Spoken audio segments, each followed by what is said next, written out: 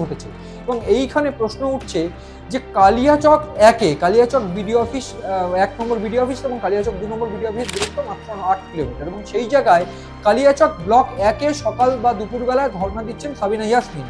সেই video post করে বিজেপির অবশ্য দাবি যে এই গোটা ঘটনায় ইনফ্লুয়েন্স বা গোটা ঘটনায় ষড়যন্ত্র বা ইঙ্গিত বা ইশারা বা ইন্ধন দিচ্ছে তৃণমূলের নেত্রী বা একেবারে মন্ত্রী সাবিনা ইয়াসমিন। সেই ভিডিও প্রকাশ করে গতকালই সাবিনা ইয়াসমিনকে গ্রেফতারের দাবি তুলছে বিজেপি এবং শুভেন্দু অধিকারী। এইখানেই প্রশ্ন উঠছে যে মোফাক্কারুল ইসলামের বিরুদ্ধে তদন্ত শুরু হয়েছে বা তাকে গ্রেফতার করা হয়েছে, 35 জনকে গ্রেফতার করা হয়েছে, কিন্তু কোনোভাবে এই সাবিনা ইয়াসমিনকে গ্রেফতার করা হয়নি বা তাকে জিজ্ঞাসাবাদ করা হয়নি। এইখানেই প্রশ্ন তুলে দিচ্ছে যে সেক্ষেত্রে দাঁড়িয়ে এই গোটা ঘটনায় তাহলে কি রাজনৈতিক মেরুকরণটাই স্বাভাবিক হয়ে উঠছে? যে এখানে সুপ্রিম কোর্ট সব থেকে পোলারাইজড রাজ্য পশ্চিমবঙ্গ বলে উল্লেখ করছিল, তাহলে সেইখানে দাঁড়িয়ে কেন প্রত্যেকের বিরুদ্ধে ব্যবস্থা নেওয়া হলো না? যদিও সুপ্রিম কোর্ট ইতিমধ্যেই কমিশনকে নির্দেশ দিয়েছিল যে এনআইএ বা সিবিআইকে দিয়ে তদন্ত করাতে হবে।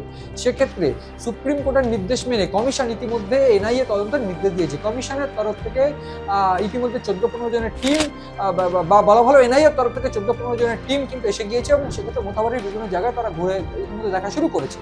এবার তথ্য বলছে যে মোথাবাড়ির যেখানে দাঁড়িয়ে এই ঘটনা ঘটেছে বা মোথাবাড়ির যে সমস্ত জায়গায় ঘটনা হচ্ছে সেই সমস্ত জায়গার সিসিটিভি ফুটেজ বা তাদের সঙ্গে কথা বলে, স্থানীয় মানুষদের সঙ্গে কথা বলে এই এনআইএ তদন্ত ইতিমধ্যে শুরু করবে।